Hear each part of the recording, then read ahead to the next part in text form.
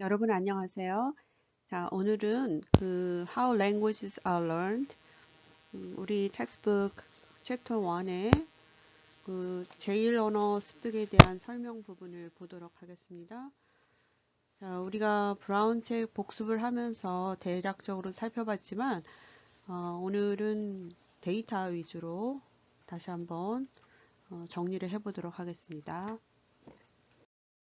먼저 행동주의자들이 언어 습득을, 모국어 습득을 설명할 때 주로 사용하는 키워드들을 이 슬라이드가 보여주고 있죠.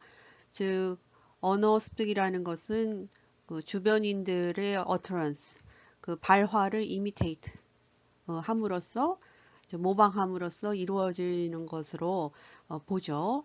그래서 그러한 imitation의 뭐 praise라든지 아니면 뭔가 성공적인 의사소통을 해냈을 경우 그것들은 긍정적인 강화작용을 하게 되고 따라서 아이들은 continue to imitate and practice the sounds and patterns. 그죠? 그 들려지는 음이나 어떤 패턴들을 계속 모방하고 연습을 함으로써 드디어 correct language use를 즉 정확한 언어 사용을 마치 habit formation처럼 즉 습관 형성화 시키는 그 일련의 과정이 first language acquisition의 하나의 핵심 키워드로서 쓰여지고 있습니다. 자, 여기 데이터들이 나와 있는데 예를 들어서 Mother Lucy의 대화 또 Cindy의 이 utterance를 보고 이것을 behaviorist perspective로 그 모국어 습득에 대해서 설명을 해봐라 라고 한다면 여러분은 어떻게 하시겠어요? 자, 첫 두 Mother and Lucy의 대화를 보면 imitation으로 설명을 해야겠죠. 즉 엄마가 Shall we play with dolls? 라는 발화를 했을 때 루시가 그 play with dolls 라는 그 utterance를 repetition, 반복해냄으로써 또는 imitate, 모방함으로써 그 utterance를 acquire한다. 자, 두 번째 신디는 계속 repetition 하고 있는 부분들이 있죠. 즉 eat carrots, eat carrots 세 번 반복을 하고 있어요. 그래서 이 eat carrots라는 모방하는 표현들을 이제 계속 반복하는 그래서 연습을 해서 habit formation 시키는 그런 이, 설명을 behaviorist들의 관점을 통해서 해낼 수가 있죠. 자, 그런데 우리가 지난주에서도 봤지만 이러한 행동주의자들의 그 설명이 설득력도 있지만 특히 초창기 초기 레벨 언어 습득의 그 비기닝 레벨 첫 부분에 있어서는 설명력이 있지만 이 마지막에 써놨듯이 이미테이트를 그대로 모든 거를 다 따라하는 건 아니고 아이들 나름대로 selectively 골라서 한다는 것이고요. 그 고르는 기준이 되는 것은 something new that children have just begun to understand and use. 이제 자신들의 인지 과정에 따라서 뭔가를 이해하고 사용하게 되는 그 새로운 부분에 집중해서 그 부분들을 select해서 imitate 한다. 그렇죠? 그래서 이러한 그 이미테이션은 마치 앵무새가 뭔가를 이미테이트 하는 그러한 것과는 차원이 다르다. 모국어 습득에 대한 행동주의자들의 입장, 두 슬라이드에 걸쳐서 잠깐 훑어보았는데, 자, 이러한 입장에 대한 카운터 이그샘플들은 주로 이네이티스트에 의해서 제기됐었죠. 즉, 이 슬라이드에 적어놨듯이 이미테이션 하는 이 양에 있어서도 아이들마다 상당히 다르고 특히 아이들은 언어를 굉장히 창의적으로 사용한다. 그래서 이런 언어 사용의 창의성, creativity in language use를 어떻게 설명할 것인가, 모방과 또 그것의 practice, habit formation으로는 설명하기 힘들다는 거죠. 아마 여러분들 주변에 어린 아이들을 얼마나 관찰할 수 있는지 잘 모르겠는데 그 아이들의 말 사용을 또는 TV에서 아이들 나오는 프로에서 아이들 말 사용을 잘 관찰해 볼 수 있으면 한번 해보세요. 보면 아이들이 그 어른들의 입장에서 굉장히 깜찍하다라는 표현을 쓸 수 있을 만큼 창의적인 표현들을 어른들은 절대로 하지 않는 표현들을 이렇게 한다는 얘기죠. 그래서 그러한 표현의 창의성을 어떻게 이 행동주의자들을 설명해 낼 수 있을까? 이런 의문이 들게 되는 거죠. 하단에 보면 이 counter examples of the behaviorist perspective of first language acquisition, 즉 발레들이 나옵니다. 그 중에 하나가 첫 번째로 어린아이들은 overgeneralizing the word formation rule, 그 어형성 규칙을 과대 적용시키는, 과대 일반화시키는 경향들이 있어요. 자, 여러분이 형태론 시간에 단어, 특히 단어를 만드는 워드 포메이션 룰로 여러 가지를 배웠을 거예요. 즉, 블렌딩해서 만들어낼 수도 있고, 또 완전히 새로운 단어를 만드는 코이니지가 있을 수도 있고, 여러 워드 포메이션 룰이 있는데 그런 워드 포메이션 룰을 과대 일반화시키는 경향이 어린이들 어트런스를 보면 나온다. 여기 어머니와 아이의 대화를 보면 그 maybe we need to take you to the doctor 라고 했을 때 아이가 why? So he can duck my little bump 와 같이 말을 하죠. 즉 우리는 그 닥터라는 명사형을 많이 쓰는데 그 명사형에서 아이는 duck이라는 즉 동사화시키는 이거를 이제 워드 포메이션 룰에서는 여러 가지 룰 중에 back formation이라고 하죠. 즉 그 명사형이 있으면 a noun is reduced to form a verb. 그죠? 동사형으로 그 폼이 바뀌는 그 reduce 되는 지금 doctor라는 명사가 duck이라는 동사로 되는 이런 워드 포메이션 룰이 있죠.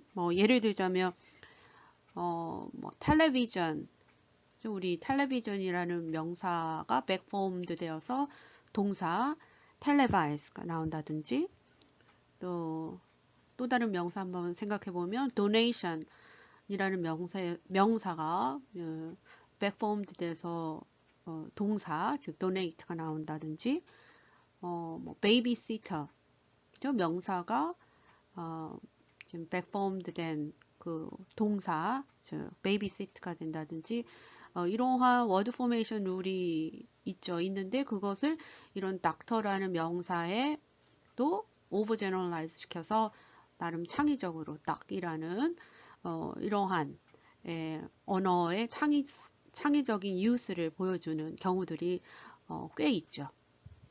그래서 이러한 것들을 어떻게 행동주의자들은 설명해 낼 것인가.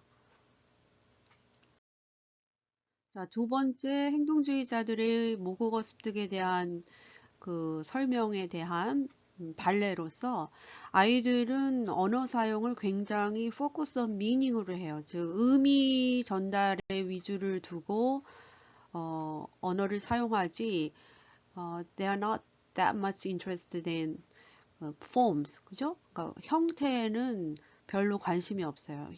형태에 관심보다는 그 전달되는 의미를 더 중시하는 경향이 있어요.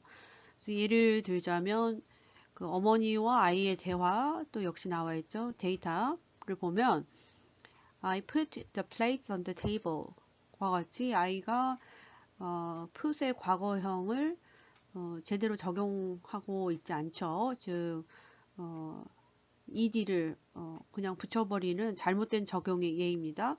어머니가 you mean I put the plates on the table 과 같이 정확한 형태, correct form을 그러니까 고쳐주죠. 고쳐서 말을 발화를 해줘요.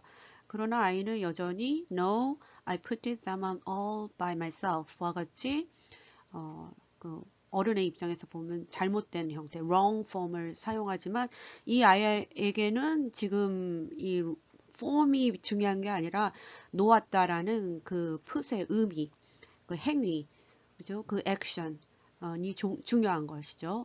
와 같이 어린아이들의 말 사용을 관찰해 보면 굉장히 형태가 아닌 그 의미 중심으로 말을 계속 해나가는 그런 특정 피리어드가 있습니다. 물론 이 기간이 지나가면 또 제대로 된 그 풋의 그 과거 형태를 제대로 풋으로 말을 합니다만, 그래서 이러한 이 포커스 온 미닝 하는 어린아이들의 어트런스의 특징을 비헤이비어리스트들은 어떻게 설명할 것인가. 자, 세 번째 예문을 보면 우리 지난 시간에 아이들이 태어나서 the first 3 years 동안 뭐 negation을 배운다든지 question formation을 배울 때 일정한 단계들을 보여준다라고 공부를 했었는데 여기서 보면 데이터를 보세요. 그 italicized 된 R를 보면 Our dogs can wiggle their tails. Those are my boots. This is hot. 와 같이 우리 그 스테이먼트로 놔두고 그 스테이먼트의 맨 앞부분에 이러한 특정한 뭐 의문사를 붙인다든지 여기서는 비동사를 붙이죠. 그래서 무조건 앞부분 프론팅 시킨다고 그랬죠. 그래서 의문사나 이런 어떤 의문문의 요소, 의문문을 만드는 요소를 앞으로 프론팅 시키는 이런 이제 스테이지가 있었잖아요. 그래서 여기서는 이 데이터에서는 이제 are라는 비동사를 모두 프론팅 시켜서 의문문을 만드는 거죠. 그러면 이런 이제 특정 의문문 만들기의 단계를 역시 행위의 모방이나 프랙티스로 어떻게 설명할 것인가 와 같은 챌린지를 계속 받아왔었죠. 자, 마지막으로 하나 또 발레가 될 수 있을 만한 것은 자, 어린아이의 발화 You took all the towels away because I can't dry my hands. 이 문장을 보면은 원래는 I can't dry my hands because you took all the towels away. 이렇게 말해야 되는 거죠. 즉 원인과 결과. 원인은 타월을 너가 가지고 가버렸음. 그 결과는 I can't dry my hands. 내가 손을 이렇게 말릴 수 없음. 이런 원인과 결과 이렇게 돼야 되는데 I는 이 사건의 순서가 더 중요하게 생각하고 있기 때문에 지금 발화 You took all the towels away. 이게 먼저 일어난 사건이죠. 가지고 가버렸음. 수건 타월을 가지고 가버렸음. 그리고 그 다음 나오는 사건은 I can't dry my hands 이죠. 와 같이 이 cause effect 관계를 중요시하는 게 아니라 사건의 순서, 일어난 순서대로 말하는 경향이 있는데 이런 것은 이제 또 행동주의자들의 입장에서는 설명해내기 힘든 그런 발레가 될 수 있습니다.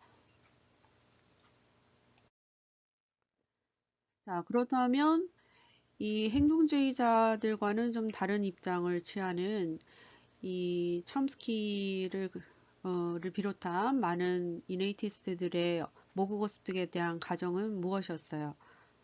네, 이 슬라이드에서 보듯이 all human languages are based on some innate universal principles.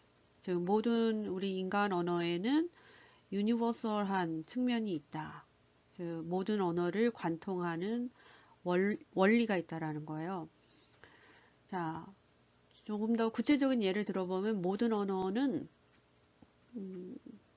주어가 있습니다. 주어가 있어요. 즉 주어가 표현이 되던가 아니면 표현되지 않던가 subject 그 subject이 표현이 될 수도 있고 뭐 되지 않을 수도 있죠. 즉 우리 한국어도 꼭 그 주어를 explicitly uttered 하지 않을 수도 있잖아요. 그냥 주어가 생략되더라도 그 주어가 누구인지를 우리는 문맥상 알게 되죠. 그러나 모든 언어에는 하여튼 주어가 있어요. 와 같이 굉장히 유니버설한 프린시플이 모든 언어에는 있다라는 가정을 하고요. 두 번째로는 우리 지난주에 보았듯이 children are biologically programmed for language. 즉 우리는 유전적으로 언어를 어떤 언어에 대한 자질을 가지고 태어난다. 그래서 뭐 LAD 이런 장치를 심리적인 장치를 말하기도 했었다라고 했죠. 또 세 번째, 또 children are born with a specific innate ability. 이러한 선천적인 능력이 있고 언어에 대한 어린이들은 능력을 가지고 태어나며 to discover for themselves the underlying rules of a language system on the basis of the samples of natural language they are exposed to. 그렇죠? 이제 태어난 후에 어떤 언어 환경에 놓여지게 되느냐, 그 샘플 가운데에서 이제 그 특정한 룰들을 자기 것으로 만들어가는 또는 그 룰을 찾아가는 그런 선천적인 능력이 있다. 즉 언어는 유지가 있기 때문에 훨씬 이제 언어에 대한 어포지션, 습득에 대한 설명을 좀 simplified 시킬 수 있었고 또 그 어떤 환경에 태어나느냐 그게 바로 PG죠. 즉 particular grammar. 한국어가 모국어로 쓰이는 환경에 태어난다면 그런 한국어라는 particular grammar, 영어권에서는 또 영어라는 particular grammar를 innate ability를 바탕으로 해서 언어에 대한 내재적인 능력을 바탕으로 해서 특정 언어, 특정 문법을 배워나가는, 디스커버하는 그런 우리는 능력을 가지고 있다라는 게 언어 습득에 대한 기본 전제입니다. LAD, UG, PG를 기반으로 하는 이 모국어 습득에 있어서 이네이티스트들의 관점들은 크리티컬 피리어드 하이퍼소시스와도 연관을 시켜서 볼 수 있어요. 여러분 결정적 시기 가설 크리티컬 피리어드 하이퍼소시스 들어보셨죠? 자, 이 슬라이드에서 보듯이 인간을 비롯한 모든 동물들은 특정 시기에 어떤 특정 지식이나 기술을 acquire 할 수 있도록 유전적으로 프로그램화되어 있다는 것이 크리티컬 피리어드 하이퍼소시스죠.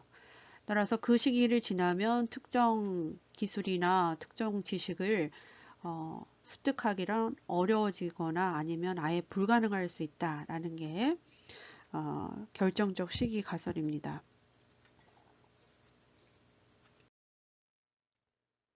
자, 그러면 언어 습득에 있어서 이 크리티컬 피리어드가 있는가에 대한 몇 가지 케이스들이 있었는데 그 중에 좋은 케이스가 이제 지니의 케이스입니다. 제가 오늘 수업 제일 마지막 슬라이드에 그 비디오 클립 링크를 걸어놨어요. 오늘 과제는 그 링크를 열어서 비디오를 시청하는 것입니다. 한 40분 정도 되는데 그 중에 한 중간 이상 이제 보다 보면은 이 지니 케이스가 나와요. 그래서 이 지니가 이제 학대를 받아서 12살에 발견될 때까지는 간신히 목숨을 유지할 정도로의 음식만 제공받았을 뿐 전혀 무슨 언어적인 자극이 없는 상태로 발견이 됐습니다. 그래서 언어 학자들이 지니를 그 언어 발달을 시키기 위해서 굉장히 많은 노력을 기울였지만 결국은 실패라고 할 수 있을 정도로 언어 발달이 굉장히 별로 되질 않았어요. 그래서 그런 모습을 비디오 클립에서 생생하게 볼 수 있습니다.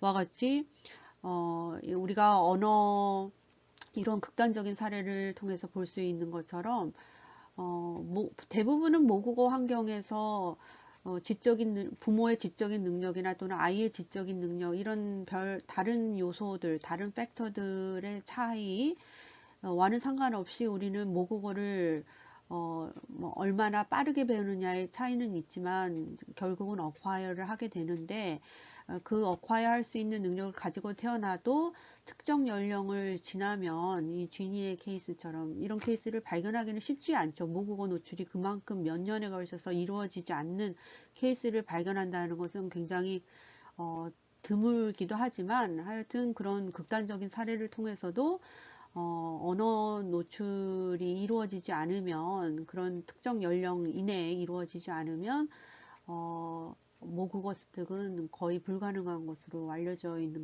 그런 사례들을 보면 이러한 이네이티스트들의 그 언어 습득 능력이라는 것과 이제 또 크리티컬 결정적인 어떤 period of acquiring a certain language, first language를 배우는 데 있어서의 특정 연령이 있다라는 것은 분명히 관련성이 있어 보입니다.